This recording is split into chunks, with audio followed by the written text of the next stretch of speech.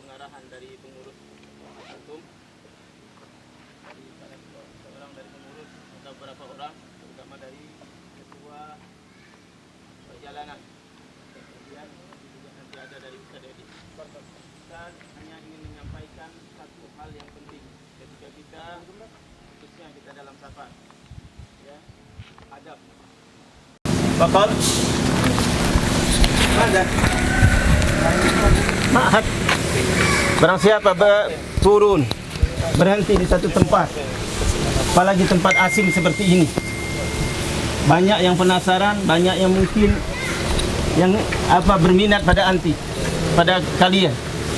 Apa kata Rasulullah, kalau kalian turun satu tempat, adab kalian kepada Allah yang pertama agar Allah menjaga kalian apa? Faqala a'udzu bikalimatillahi tammah min syarri ma khalaq. Sudah? Ulangi lagi. A'udzu bikalimatillahi tammah min syarri ma khalaq aja. Dari awal masing-masing.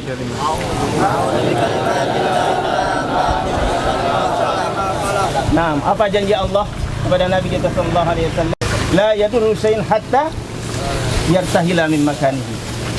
Dengan izin Allah insyaallah ada yang bisa memudaratkannya. Mengganggu mungkin tapi tidak memudaratkan.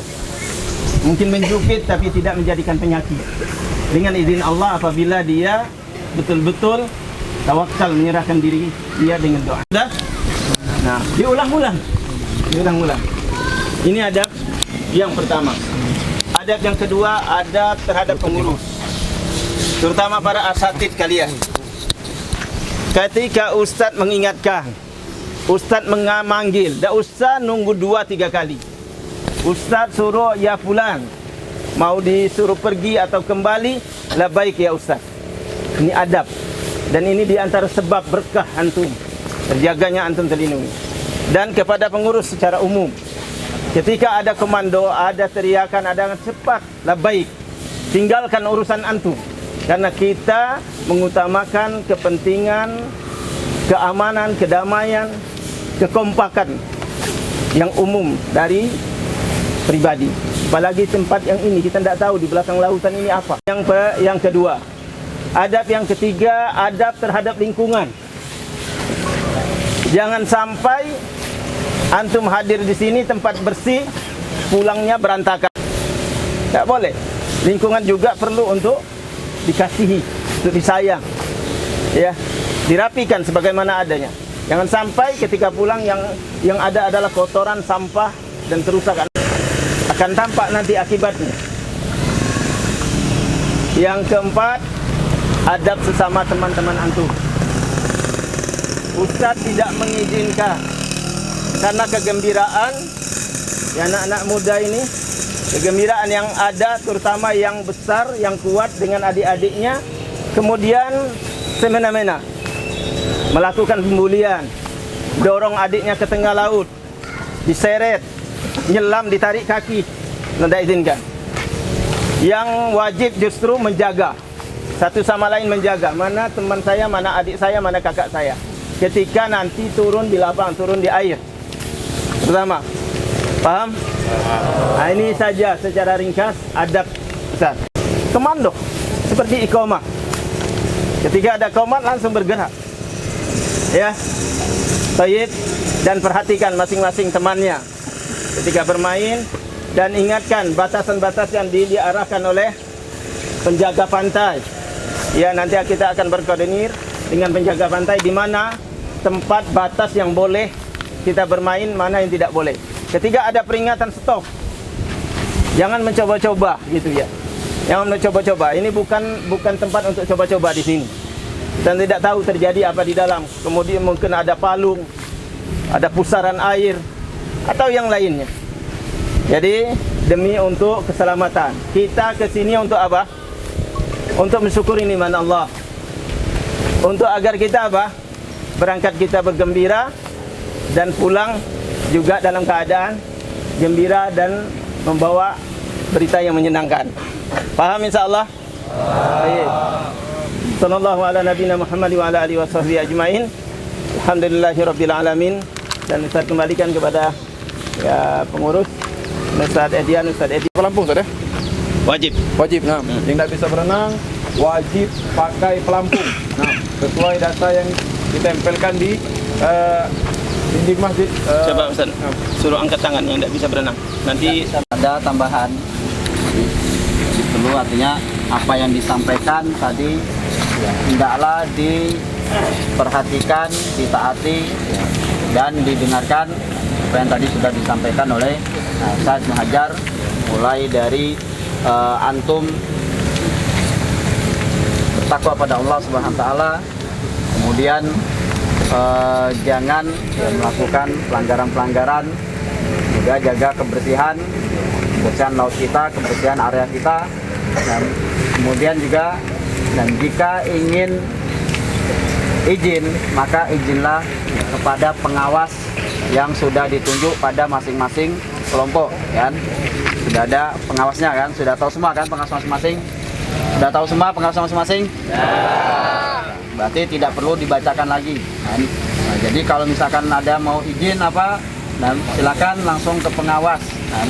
Langsung pengawas ya masing-masing. Nah, kemudian perhatikan juga, bahasanya nanti untuk jadwal yang mau kita lakukan sampai di sini, sarapan dulu, jangan ada yang tidak sarapan, kan? Semua wajib sarapan, meskipun cuma ya sesuap nasi, kan? Intinya ya sarapan dulu, jangan belum sarapan. Waktu kita panjang. Ya. Jadi penting ya sarapan. Nah, setelah sarapan nanti kita ada tenda dan kita ya pasang tenda sama-sama. Nanti ya per kelompok ya akan dibagi, kan. Jadi kita akan memasang tenda, latihan bagaimana masang tenda.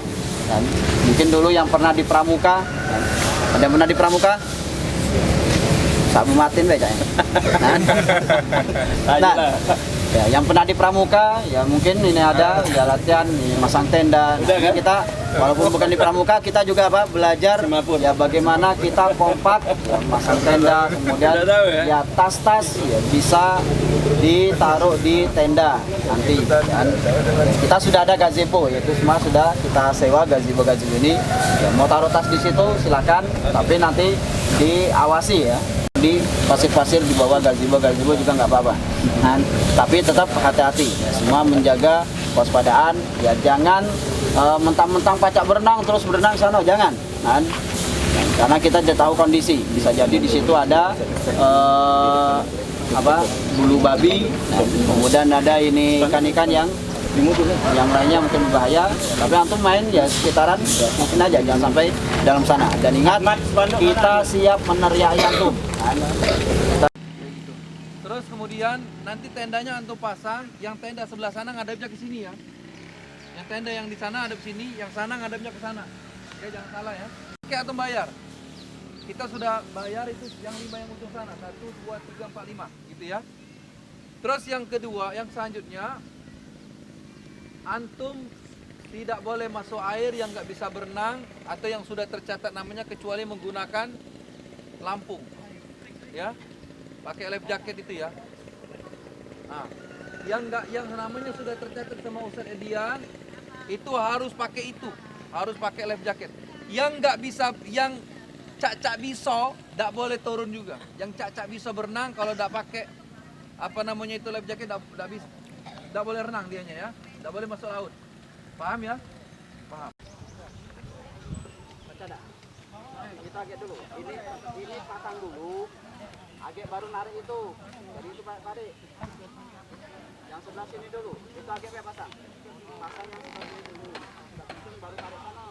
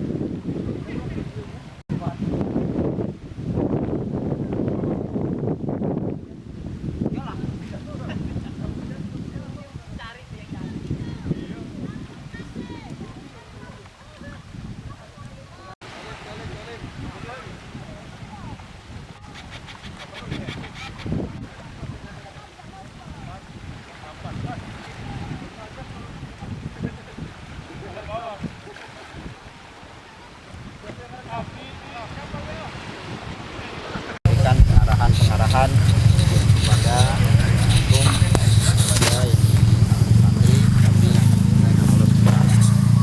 Nah, tadabbur ini ya, kalau kita bilang rihlah tarbawiyah ya. Ya, rihlah tarbawiyah. Apa itu rihlah tarbawiyah? Nah, apa arti rihlah? Rihlah tarbawiyah. Enaknya diartikan apa rihlah tarbawiyah? Study tour. Dan study tour. Nah, tarbawiyah pada pendidikannya ada, berarti ada sisi mendidik gitu ya. Ya, ada sisi mendidik. Nah, jadi tour. Nah, tour kita atau ini bepergian kita, liburan kita ya, bukan hanya liburan ya yang ya perkara urusan duniawi tidak, tapi ada studinya, ada ambil dari kita berada di tempat ini. Dan kita berada di tempat ini, maka banyak pelajaran yang ya bisa kita ambil. Di antaranya adalah ya kita ya dengan alam yang ada di sekitar kita, dan kita dapat apa? Bertadabbur ya, kita dapat mengenal akan keagungan Rabb kita, keagungan Allah Subhanahu wa taala. Dengan lautan yang begitu luas ya, lautan yang begitu luas dengan apa yang ada di dalamnya ya, luar tenda. Dan maka ini semua adalah tadabbur kita. Dan kita mentadabburi, kita memikirkan akan keagungan Allah Subhanahu wa taala. Keagungan Allah Subhanahu wa taala, sehingga di sini dan dapat menguatkan hubungan kita dengan Allah Subhanahu wa taala ketika kita berada di luar. Dan makanya tadi ya ketika kita kumpul di pagi hari tadi ya, mudir kita ya, ustadz kita hafizahullah taala, Ustadz Sini Hajar ya, mengingatkan kita akan doa-doa ya. Ketika turun di suatu tempat yang singgah yang asing, maka kita apa? Apa doa yang kita baca?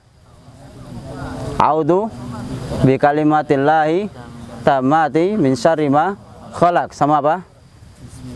Bismillahilladzi la yadurru ma'asmihi syai'un fil ardi wala fis sama'i wa huwa sami'un alim. Nah, artinya ini adalah doa-doa ya, yang kita menguatkan hubungan kita dengan Allah Subhanahu wa taala ketika kita berada di satu tempat yang baru.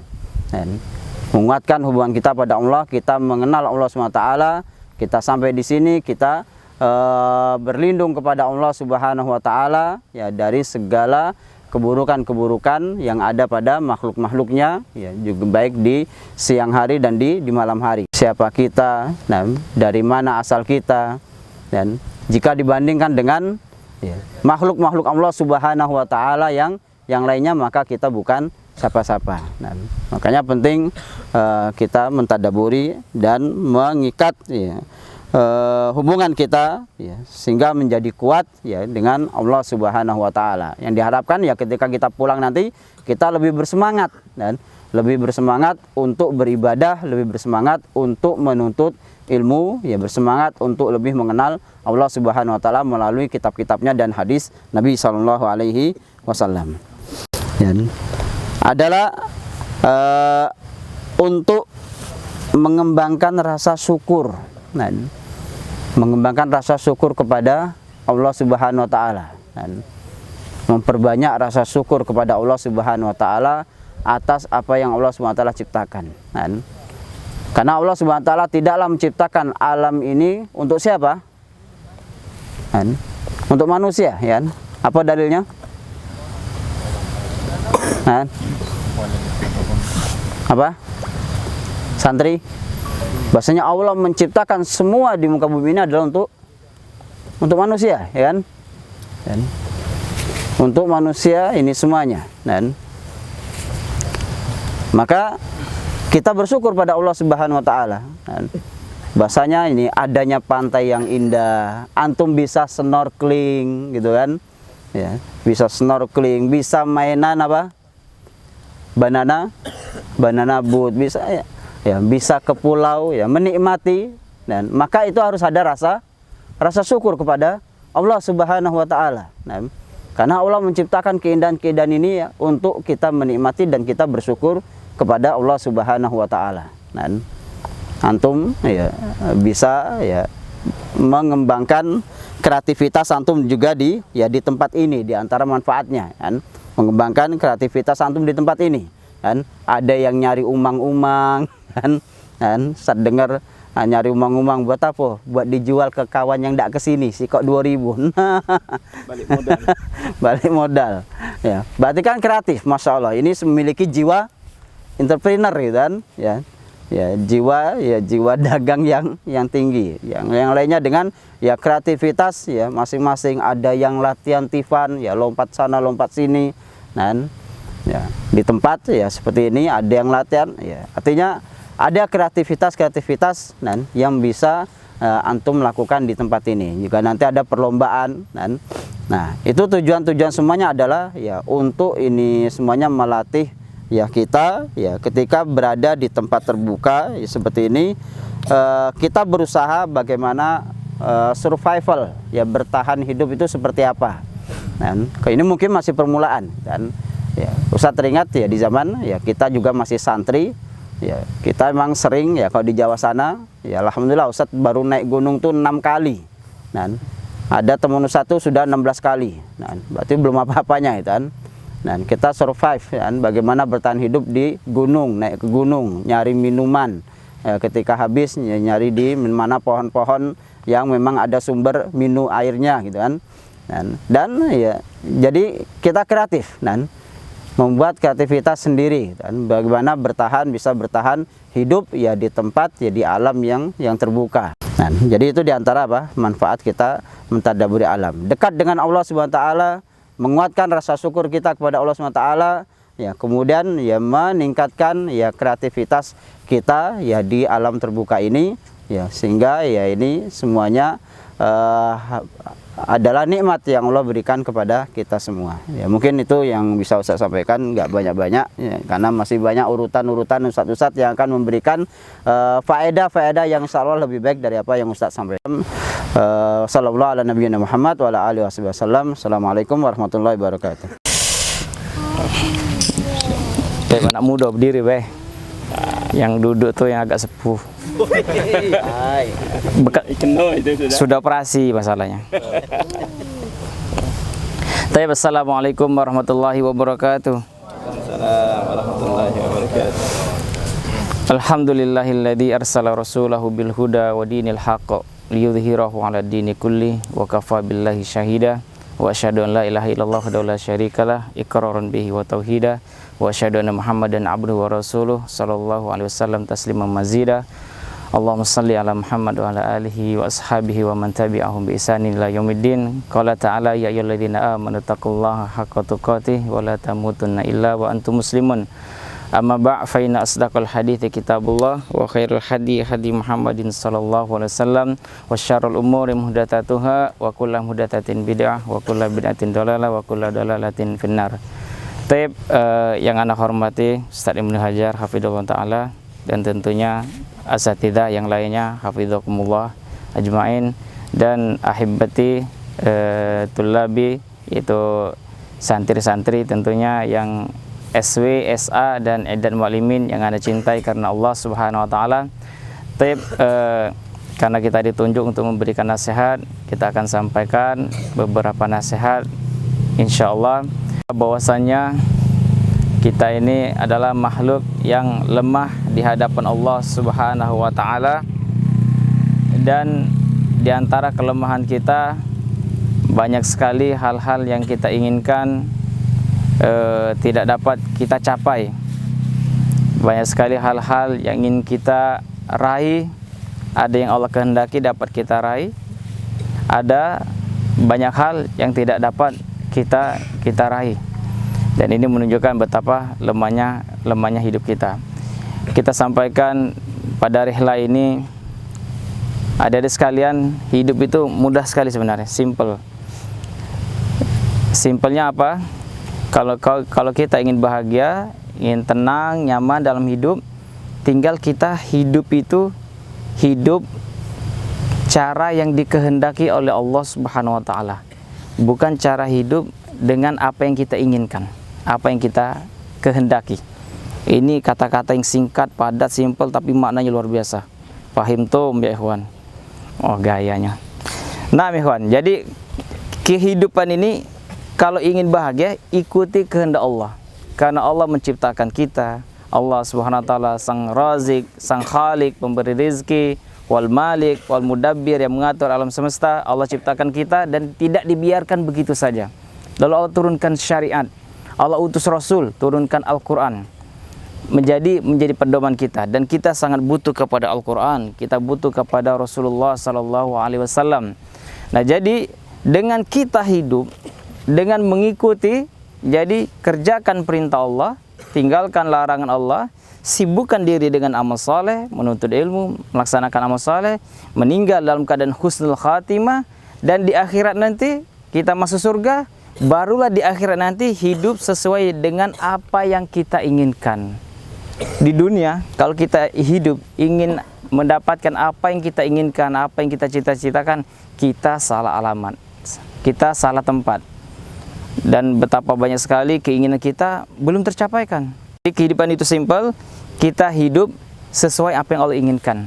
Kerjakan syariat Allah Ta'ala. Kalau kita ingin di dalam kehidupan ini, apa yang kita inginkan kita dapatkan, itu di akhirat nanti, di surga. Kita kembali kepada kitabullah wa sunnah Rasulnya Sallallahu Alaihi Wasallam.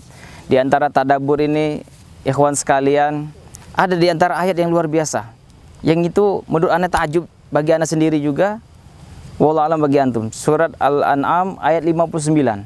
Surat Al-An'am ayat 59. Apa bunyinya? Man yahfaz? Apa ikhwan?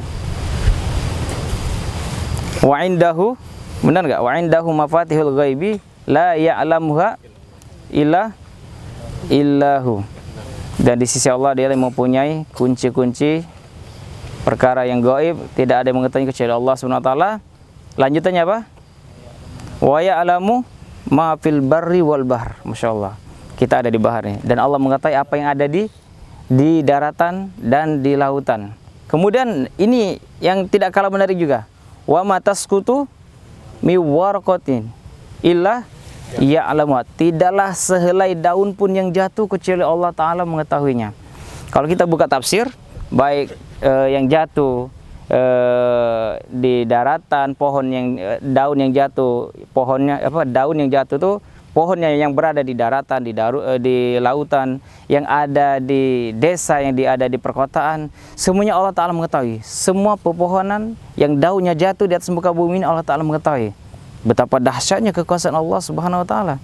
Jadi kalau kita lihat nih, kalau ada pelepah atau daun kelapa jatuh, atau kita lagi jalan ada daun-daun yang lain jatuh, dan Allah mengetahuinya. Apalagi perbuatan kita. Makanya kalau kita belajar, seandainya belajar Asmaul Husna, nama-nama Allah dan sifatnya Al-Uliya, belajar Asmaul Husna sebenarnya tidak harus banyak-banyak, tapi antum aplikasikan dalam kehidupan antum sehari-hari, insya Allah jadikan antum hamba yang bertakwa. Contoh, Allah Al-Alim, yang maha mengetahui. Kita praktekkan ketika hendak melakukan perbuatan yang tidak benar, maksiat, yang mungkar. Kita hadirkan Allah Al-Alim. Maka kita akan meninggalkan perbuatan tersebut, karena Allah yang maha mengetahui. As-Sami, ketika kita melakukan perbuatan maksiat, Allah As-Sami yang maha mendengar. Ngapain kita melakukan bicara perkata yang keji, yang mungkar? Ingat, Allah As-Sami yang maha mendengar, Al-Basir yang maha melihat. Kemudian Syadidul Iqab, sifat Allah itu keras siksaannya. Jadi dengan kita aplikasikan nama-nama Allah, sifat-sifat Allah Ta'ala, adik-adik sekalian, para tulab, jangan sekedar dibaca dan dihafal saja, tapi dihadirkan nama-nama Allah dan sifat-sifat Allah Ta'ala di dalam setiap detik kehidupan kita, setiap kita melangkah. Insya Allah menjadikan kita hamba yang sejati. Amin, beriman kepada Allah Ta'ala. Yang selanjutnya, nasihat ana, marilah kita kembali kepada Quran dan Sunnah dan senantiasa mentadaburi Al-Quran. Insya Allah kita paham Al-Quran itu untuk dibaca, terbata-bata dapat pahala, ditahfiz juga untuk dihafalkan, dikhatamkan, dan ini semuanya ada dalilnya kita bicara. Tetapi ada satu hal yang luput dari kaum muslimin pada saat ini, yaitu tadabbur. Banyaknya kaum muslimin yang lalai tadabbur. Padahal di antara inti diturunkan Al-Quran itu adalah untuk ditadaburi, dihayati, diresapi, dimaknai, dipikirkan, dibaca berulang-ulang hingga kita paham. barulah puncak tertinggi Al-Quran itu diturunkan untuk apa? Diamalkan. Sedangkan pada saat itu orang terfokus membaca, menghafal dan mengkhatamkan. Enggak salah, semuanya kebaikan. Tapi diturunkan di antara tertinggi Al-Quran itu diturunkan untuk ditadaburi dan diamalkan, puncaknya diamalkan. Ternyata jamaahnya menangis juga. Kenapa jamaahnya menangis? Ada yang paham, ada yang karena imam bacanya kelamaan, kepegalan, capek. Nah ini musibah. Ada satu ayat yang luar biasa tentang tadabbur, surat Shad ayat 29. Surat Shad ayat 29. Apa bunyinya? Surat Shad ayat 29. Qala ta'ala, kitabun anzalnahu ilaika mubarak. Kitab ini, yaitu Al-Quran, kami turunkan kepadamu, Rasul, mubarak, kitab yang penuh berkah. Nah, kita dekat dengan Al-Quran, kita baca Quran, kita hafalkan, kita tadabburi, kita amalkan. Insya Allah, ini kitab yang dapat menggembleng, membimbing kita, yaitu Al-Quran. Quran yang penuh berkah. Kenapa? Karena di dalam Al-Quran banyak sekali kebaikan-kebaikan, banyak sekali ilmu-ilmu. Al-Quran juga dapat menuntun kita, dia adalah cahaya. Disebutkan dalam firman Allah Ta'ala yang lain, fa'aminu billahi wa rasulihi wa nuril ladzi anzalna, dan berimanlah kepada Allah dan Rasulnya dan kepada cahaya yang kami turunkan. Apa artinya? Al-Quran sebagai cahaya, yaitu menjadi petunjuk juga, menjadi cahaya. Segala kebutuhan kita ada juga di dalam Al-Quran. Yang menariknya setelahnya, liyadabbaru ayatih. Al-Quran itu untuk ditadaburi ayat-ayatnya. Ketika kita mentadaburi, membacanya, menghayatinya, kita mengetahui rahasia-rahasianya, hikmah-hikmahnya, kita menghayatinya, kita membacanya, kita ulang-ulangi membacanya, kita memikirkannya, maka di sanalah kita akan mendapatkan faedah yang sangat banyak, kebaikan yang sangat banyak di dalamnya, keberkahan yang akan kita dapatkan. Karena apa? Liyadabbaru ayati wa liyatadzakkara ulul albab, agar menjadi pelajaran bagi orang-orang yang mau berpikir. Al-Quran berkaitan erat dengan orang yang mau berpikir, yang mau mentadabburinya. Jadi ikhwatal Islam rahimakumullah, jadi dalam ayat sering disebutkan Quran adalah hudalil muttaqin, hudalil nas, menjadi petunjuk bagi orang yang bertakwa, menjadi petunjuk bagi manusia. Masih tahu. Qala ta'ala, ya ayyuhan nas qad ja'atkum mau'idatum mir rabbikum. Masya Allah. Wahai manusia, telah datang kepada kalian pelajaran dari Rabb kalian. Apa itu pelajaran dari Rabb kalian? Diartikan juga nasihat dari Rabb kalian, yaitu Al-Quran. Masya Allah, Al-Quran ini adalah nasihat dari Rabb kita. Kemudian disebutkan wasyifa'ul lima fis sudur, dan Al-Quran menjadi obat, penawar, menjadi dari penyakit yang ada di dalam dada. Wa huda wa rahmatul lil mu'minin, dan dia juga menjadi petunjuk dan rahmat bagi orang yang beriman. Pertanyaannya, ada sekalian, kapan Al-Quran itu menjadi nasihat bagi Rabb kalian? Kapan Al-Quran itu menjadi obat penawar bagi penyakit yang ada di dalam dada? Kapan Al-Quran itu menjadi huda, menjadi rahmat, petunjuk dan rahmat bagi orang yang beriman? Tak manakala kita membacanya, kita menghafalnya, kita mengkhatamkannya, dan kita mentadaburnya, kita memahaminya. Jadi di saat Al-Quran itu kita baca, kita hafalkan, kita khatamkan, dan kita tadabur, kita paham, maka di situ Al-Quran menjadi nasihat nasihat Rabb kita bagi kita, menjadi obat, menjadi petunjuk, dan menjadi rahmat. Kalau baca Quran nggak paham, bagaimana Al-Quran menjadi nasihat bagi Rabb kita? Bagaimana Al-Quran menjadi obat penawar? Bagaimana menjadi petunjuk dan rahmat? Nah, ini kembalikan. Jadi kalau baca Quran, baca tafsirnya, agar kita paham, memahami isi kandungan ayat-ayat dan surat-surat tersebut. Barulah bisa kita mengamalkan. Apa yang akan kita amalkan dari isi kandungan Al-Quran kalau kita hanya sekedar membaca saja, nggak hafal? Dan ini musibah. Dan ini banyak kelalaian di antara kaum muslimin. Makanya ada orang baca Quran tapi tidak menggemblengnya, tidak menjadikan dia menjadi lebih baik. Bukankah Al-Quran itu adalah sebagaimana ditanyakan kepada Aisyah, kana khuluquhul Quran, ala Rasulullah itu adalah karunia dan rahmat. Pertanyaannya, apa karunia dan rahmat dalam ayat ini? Kalau kita buka tafsir, karunia di sini adalah Al-Quran, rahmat Allah adalah iman. Ada yang mengatakan sebaliknya, karunia di sini adalah Al-Quran, ada iman, dan rahmat adalah Al-Quran. Intinya dengan iman, dengan Al-Quran, Ini adalah perkara yang jauh lebih baik dari apa yang telah dikumpulkan oleh semua manusia yang ada di atas muka bumi ini. Maka kembali kepada Al-Quran dan sunnah Rasulullah sallallahu alaihi wasallam. Taib, disebutkan juga dalam ayat yang lain, inna hadzal Quran yahdi lillati hiya aqwam. Sesungguhnya Al-Quran ini memberikan petunjuk kepada jalan yang paling lurus, jalan yang jelas. Makanya disebutkan dalam dalam surah Al-Ahzab ayat 45 bahwasanya Al-Quran memberikan jalan yang lurus, dan Rasulullah juga membimbing kita dalam surat Al-Ahzab ayat 45. Apa bunyinya? Enggak, masa satu enggak ada yang jawab nih? Tulab, surat Al-Ahzab ayat 45. Apa bunyinya? Ya ayyuhan nabi, inna arsalnaka syahidau wa mubasysyiran wa nadhira. Kemudian ayat selanjutnya, wada'iyan ilallahi bi'idznih wa sirajan munira. Dan ini menunjukkan juga bahwasanya Rasulullah diutus untuk 5 perkara. Wahai Nabi. Dan ini menunjukkan juga keistimewaan Nabi, dipanggil Nabi, bukan ya Muhammad, enggak. Jadi di dalam Al-Quran kalau disebut nama Nabi Muhammad ada pengkhabaran, mengabarkan saja wa ma Muhammadun illa rasul, dan ayat-ayat yang lain. Ketika memanggil, dan Allah tidak pernah di dalam Al-Quran memanggil Nabi Muhammad SAW untuk memanggil, ya, bukan mengabarkan. Ketika memanggil tidak pernah memanggil kecuali dengan kata-kata sifat nubuah, ya ayyuhan nabi. Tidak seperti nabi-nabi yang lain, ya Adam, ya Musa, ya Isa, ya Daud, dipanggil namanya. Tapi kalau Nabi kita, Nabi Muhammad SAW, ya ayyuhan nabi. Karena ini apa? Orang kalau dipanggil gelarnya biasanya lebih disenangi, sama kayak kita juga di dunia ini.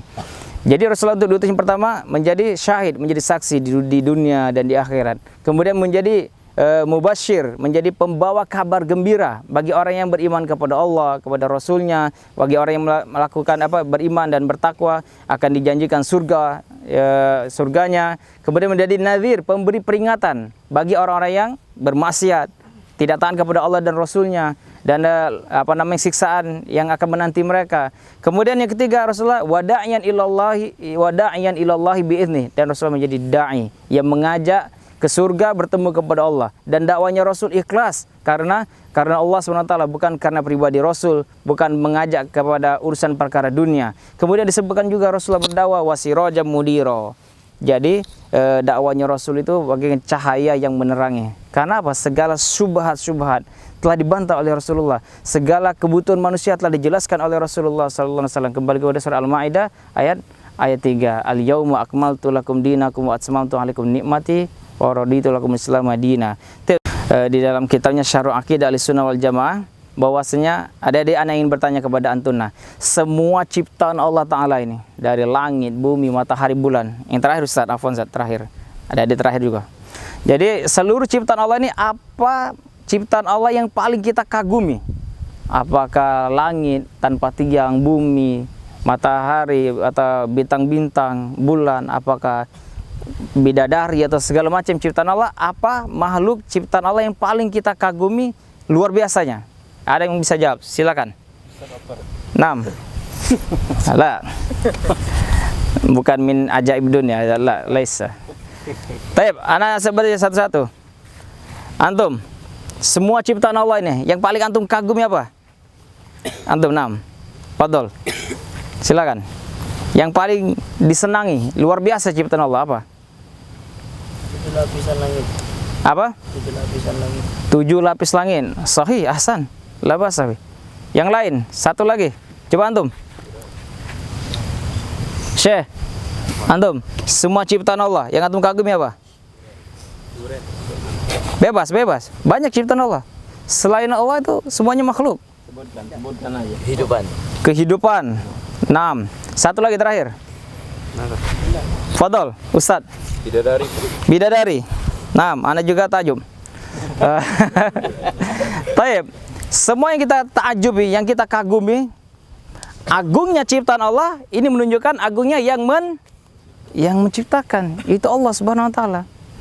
Makanya sering kita dengarkan dalam nasihat para ustaz di YouTube dan sebagainya. Terkadang orang itu sibuk mencari rezeki tapi lupa kepada yang memberi rezeki, yaitu kepada Allah. Kita kagum terhadap perempuan seandainya, mungkin kita kagum luar biasa cantik dan lain sebagainya. Jangan kita bermaksiat. Kalau kita kagum luar biasa, ini kan siapa yang menciptakannya? Allah Subhanahu wa taala. Kalau indahnya ciptaan Allah itu menunjukkan yang menciptakannya jauh lebih indah, lebih dahsyat, lebih luar biasa, yaitu Allah Subhanahu wa taala.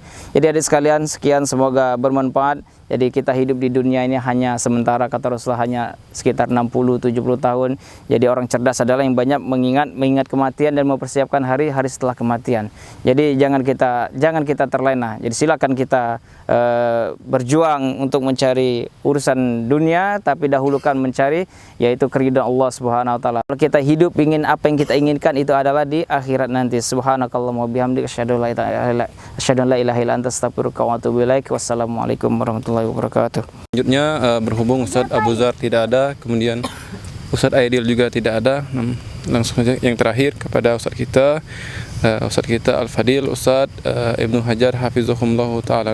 Kepada Ustadz kami persilakan. Assalamualaikum warahmatullahi wabarakatuh. Alhamdulillahirabbil alamin. Wassalatu wassalam ala nabiyina Muhammad wa ala alihi washabihi ajmain. Amma ba'du. Lanjut. Nah, sudah ada tanda-tanda ini. Ya.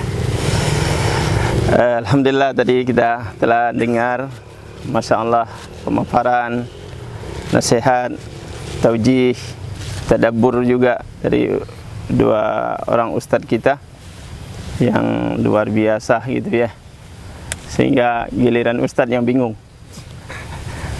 dari mana lagi gitu ya. Kalau ibarat ikan tongkol tinggal tulangnya, dagingnya lah habis ya. Taib, Allah Subhanahu wa taala mengatakan dalam satu ayatnya, wa in ta'uddu nikmatallah la tuhsuha. Kalau kalian hitung-hitung nikmat Allah, mungkin hitung, tapi kata Allah la tuhsuha, mencakup semua nikmat Allah dengan begitu tidak mungkin. Mesti ada yang tertinggal. Mesti ada yang tertinggal, sangat banyaknya. Dan itu pun tadi sebagian saja. Ya, sebagian saja. Itu pun Ustadz Oper, Ustadz Edi ngambil sebagian saja dari wujud nikmat Allah dari beberapa ayat. Itu sudah luar biasa. Satu ayat pun kalau mau dijabar sampai pagi mungkin tidak selesai. Itu pun diambil poin-poinnya. Luar biasa firman Allah Subhanahu wa taala, ayat-ayat Allah Subhanahu wa taala. Ya, siapa yang ingat satu ayat Allah saja berkaitan dengan kehadiran kita di sini tentang laut. Ini pertanyaan berhadiah. Kalau Ustaz Oper tadi pertanyaannya menyiksa.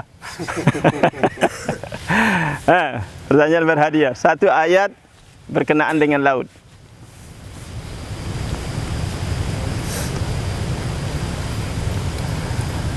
Tafadhal. Lau kana al-bahru midadan li kalimati rabbina nafidal bahr. Tadi nyimak bacaan imam kan? Itu. Imam baca tadi, "Kalau kana al-bahru midadan li kalimati rabbi lanafidal bahru qabla an tanfada kalimatu rabbi. Walau ji'na bimithlihi madada."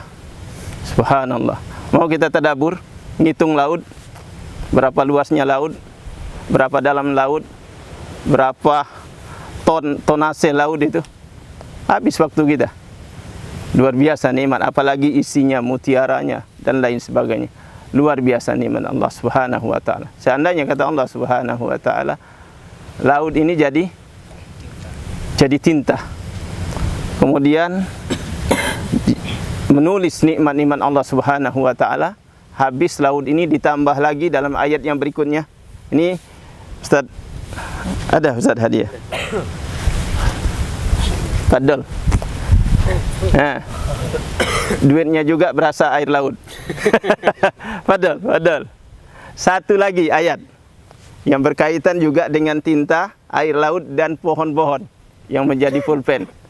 Siapa yang ingat? Muhammad Salafan. Ada tinta, ada pulpen.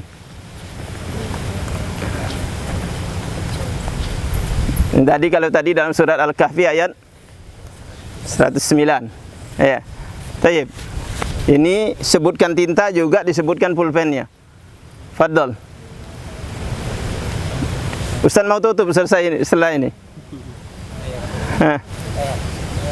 Fadol. Aina qari. Tayyib. Dalam surah Luqman. Ma'ahad. Allahu Akbar. Berhadiah ini, bukan menyiksa kayak tadi. Ayo. Walau annama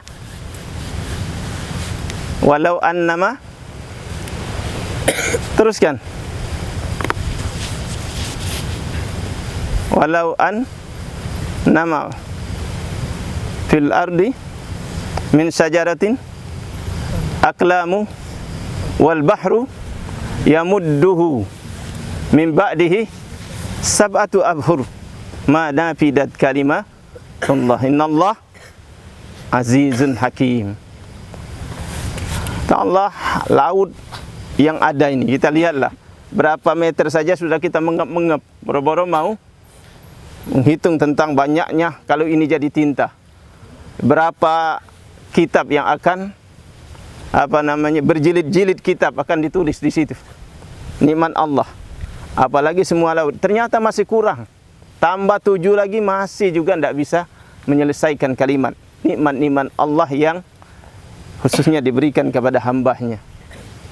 Kemudian pohon-pohon yang ada ini kelapa ini semua ya, pohon-pohon ada bakau lainnya. Semuanya jadi kolam. Ternyata juga tidak akan bisa menyelesaikan mencatat nikmat-nikmat Allah Subhanahu wa ta'ala. Alangkah luasnya nikmat Allah Subhanahu wa ta'ala. Oleh karena itu ulama mengajarkan kita tentang tadabbur. Kata ulama ada talazum dengan ayat-ayat rububiyah. Ada laut, ada pohon yang disebutkan oleh Allah dan yang kita saksikan, kita rasakan. Keagungan laut yang luar biasa, keindahannya dan juga mengandung berbagai keseraman di dalamnya. Kata ulama ada talazum. Apa itu talazum? Ada keterikatan yang betul-betul tidak terpisah antara rububiyah Allah ini. Alaysa hadza kullu rububiyah?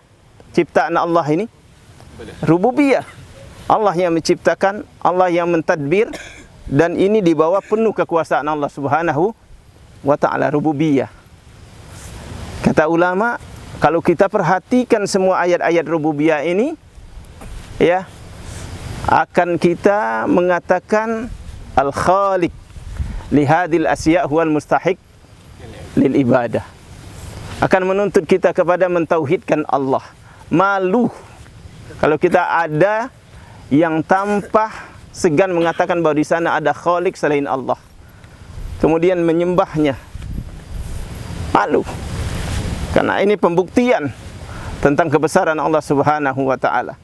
Allah katakan afala afi anfusikum afala tubsirun wa fil ardi ayatun lil muqinin wa fis sama rizqukum wa ma tun'adun. Semuanya ini ayat rububiyah. Kemudian kata ulama al-iqrar bi rububiyatillahi subhanahu wa ta'ala mutalazim bi iqrar bi uluhiyatihi. Kalau kita betul-betul dengan kesadaran dalam tadabbur memahami ayat-ayat rububiyah ini, mau tidak mau mengakui bahwa yang berhak disembah hanya Allah Subhanahu wa ta'ala. Oleh karena itu Ibnu Katsir rahimahullah ta'ala dalam tafsirnya mengatakan ketika menyebutkan ayat-ayat penciptaan langit dan bumi, penciptaan laut, pergantian siang dan malam, matahari dan bulan, apa kata Ibnu Katsir dalam usul as-salasah? Al-khaliqu li hadhil asya' huwal mustahiqqu lil ibadah. Allahu akbar. Alaihi isa hadza rihlatu tarbawiyah. Rihlatu tarbawiyah. Kita rihlah, kita menikmati, di situ ada kesenangan. Perhatikan, kalau kita betul jujur, ambil satu-satu. Silakan antum nanti buat catat dan tempelkan di dinding. fawaid min rihlatit tarbawiyah sebagai wujud syukur kepada Allah. Buat catatan kenikmatan. Ada rasa apa? Ukhuwah ila islamiyah. Ada i'tisam dengan kuat kepada Allah Subhanahu wa taala. Dan seterusnya, fawaid yang luar biasa. Rihlah tarbawiyah, antum dapatkan di dalamnya fawaid yang tidak terhingga. Perasaan apa yang menyatu, oh ini saudara saya, oh ini orang tua saya. Ini berbeda yang kita rasakan. Ini fawaid yang luar biasa, nikmat yang luar biasa. Dalam suasana seperti ini, kecilnya kita di hadapan Allah Subhanahu wa taala. Oleh karena itu, anak-anak sekalian, ya, tadabbur ini ambil nilai yang mengandung pendidikan. Kita bersenang-senang, bergembira, menikmati, tapi juga berpahala. Kalau dengan ini kita menghayati rihlah ini yang menyenangkan ini untuk mendapatkan apa? Mendapatkan rasa yang lebih tentang kebesaran Allah Subhanahu wa taala, berpahala kita. Jadi ini sebagai wujud syukur kita. Tapi sebaliknya, rihlah tapi diisi maksiat akan menjadi apa? Menjadi dosa. Bahkan dosa jariyah. Oleh karena itu, di antara wujud syukur yang sesungguhnya adalah apa? Sarfu hadin ni'ma ila ta'atillah.